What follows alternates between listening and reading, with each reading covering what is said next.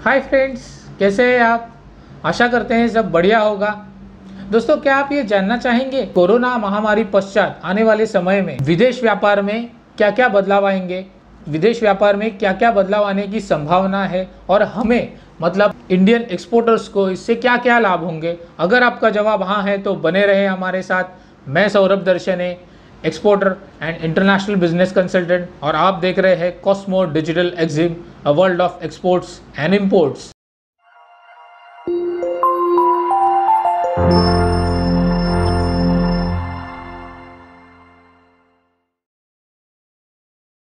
Corona corona corona, डर गए, नाम से ही अभी डर लगने लगा है। लेकिन लेकिन लेकिन हम इंटरनेशनल बिजनेस में हैं। हर जगह ये मिथक फैला हुआ है कि it's going to be very difficult to do international business post कोविड-19।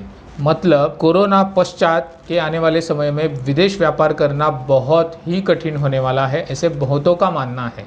जो लोग ये व्यापार अभी नहीं कर रहे हैं, चाह रहे हैं लेकिन आ नहीं पा रहे हैं क्योंकि डर है।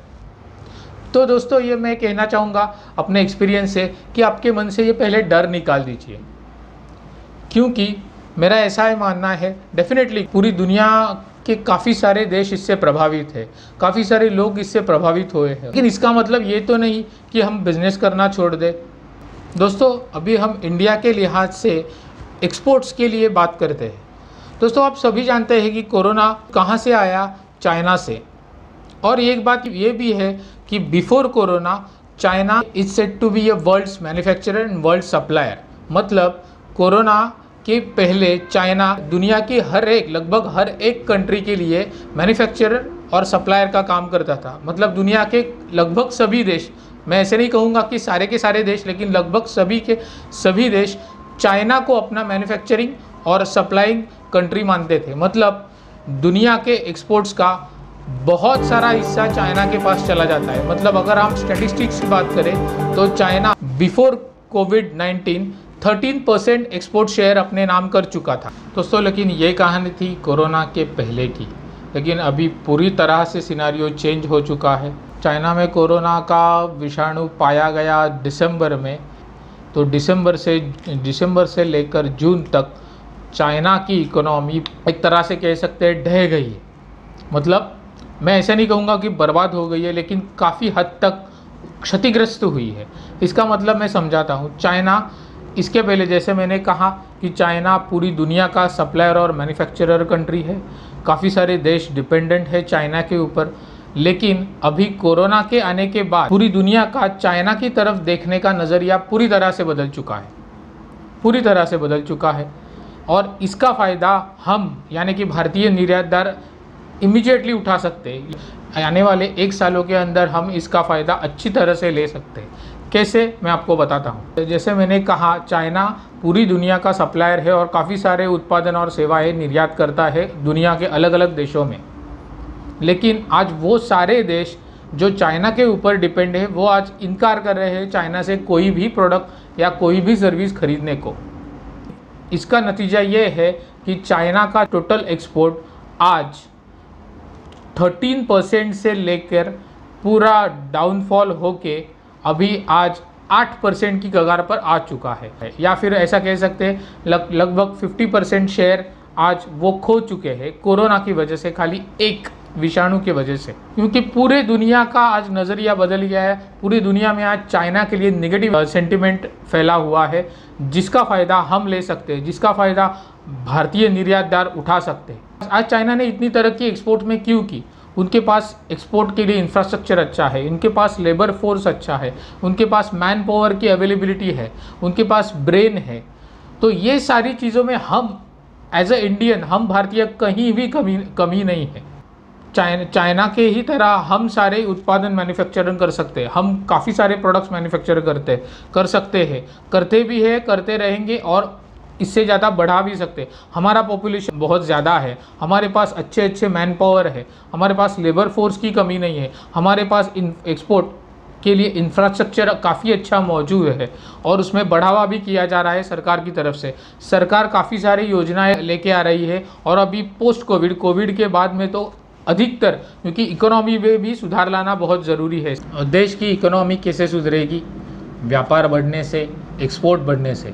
जितना अधिक से अधिक हम एक्सपोर्ट बढ़ाएंगे उतना अधिक से अधिक फॉरेन एक्सचेंज हमारे कंट्री में आएगा, और जितना अधिक से अधिक फॉरेन एक्सचेंज हमारी कंट्री में आएगा भारत की इकोनॉमी का स्तर ऊंचा होगा।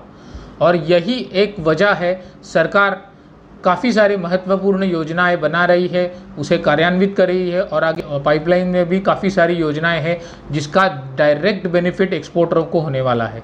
तो इसके लिए ज़्यादा से ज़्यादा उद्योजकों ने, ज़्यादा से ज़्यादा उद्यमी ने एक्सपोर्ट करने में प्रायोरिटी देनी चाहिए। They should be doing export. इसी के लिए ये सारा एनवायरनमेंट हमारे लिए बहुत सी अपॉर्चुनिटीज़ खड़ी करने वाला है।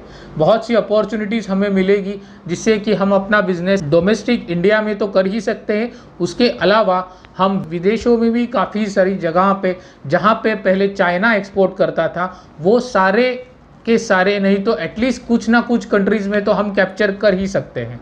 काफ़ी सारे कंट्रीज़ की इमीडिएट रिक्वायरमेंट होने वाले हैं अभी आने वाले समय में, तो उसे हम इमीडिएटली कैपिटलाइज कर सकते हैं। हमें अपना खाली प्रोडक्शन बढ़ाना है, और इसके अलावा सरकार की एक महत्वपूर्ण योजना है कि अपना इंपोर्ट कम किया जाए, क्योंकि अभी फ़िलहाल के स्टैटिस्टिक्स अगर देखें तो भारत के एक्सपोर्ट से ज़्यादा इंपोर्ट की मात्रा अधिक है। इसे बदलना है, हमें एक्सपोर्ट का बढ़ावा अधिक होना, हमें एक्सपोर्ट अधिक करना है और इंपोर्ट कम करना है। इसलिए सरकार ने काफ़ी सारी योजनाएं की है जिससे कि इंपोर्ट सब्स्टिट्यूट प्रोडक्ट्स हम इंडिया में ही बना सके। कोरोना की वजह से अभी हेल्थ केयर इंडस्ट्री में काफ़ी बूम हुआ है। पहले जितने भी दवाइयाँ इंडिया में बनती थी उसके सारे रॉ मटेरियल, जैसे रॉ मटेरियल इंग्रेडिएंट्स होते हैं दवाइयों के भीतर, वो पहले हम चाइना से इंपोर्ट करते थे, लेकिन अभी उसमें इंपोर्ट कम करके इंडिया में ही मैन्युफैक्चर करना शुरू कर दिया है। उसके लिए प्रोडक्शन के लिए काफ़ी सारी सुविधाएं मुहैया कराई है। उसके अलावा काफ़ी सारी प्रोडक्ट्स ऐसे भी है जिसे सरकार की तरफ से हमें सुझाव आए हैं कि इंपोर्ट की जो इतने सारे प्रोडक्ट्स हैं हम चाइना से अभी इंपोर्ट कर रहे हैं, उसके अलावा इसके बाई प्रोडक्ट आप इंडिया में बनाइए और उसे प्रोड्यूस करके फिर चाइना के जो एक्सपोर्टिंग, जहाँ पे चाइना एक्सपोर्ट करता था उन सारे कंट्रीज़ को एक्सपोर्ट कीजिए ताकि अपना इंडिया का इंपोर्ट कम हो और एक्सपोर्ट बढ़े। आने वाले वीडियोस में ये देखेंगे कि भारत सरकार हमें कैसे सपोर्ट कर रही है, एज ए एक्सपोर्टर हम क्या क्या बेनिफिट्स उठा सकते हैं सरकार की तरफ से।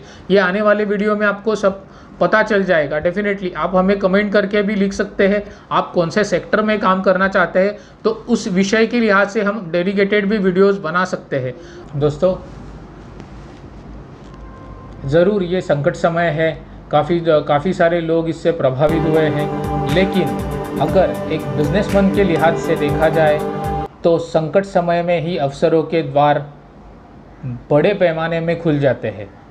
और हमें एज अ इंडियन एक्सपोर्टर आप इस तरह से, इस नज़रिए से अगर देखेंगे कि ये सारे समय में हम कैसे अपना बिजनेस दुनिया के हर जगह, हर कंट्री में फैला सकते हैं।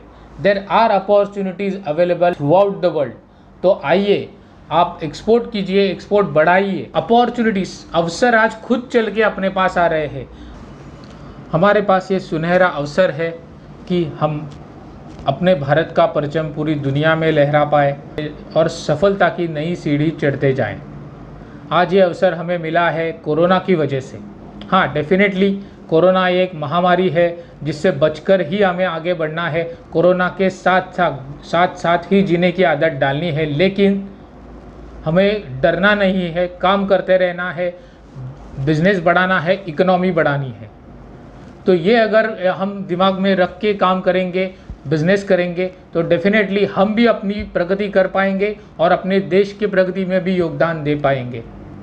तो इसी नोट के साथ हम आगे बढ़ेंगे और मिलते हैं अपने ऐसे ही अगले वीडियो में, जिसमें आपको ऐसे ही रोचक जानकारियाँ मिलेंगी इंपोर्ट एंड एक्सपोर्ट इंडस्ट्री के बारे में। तो आइए एक्सपोर्ट करते हैं और आगे बढ़ते हैं। Let's export and conquer the world. Stay connected.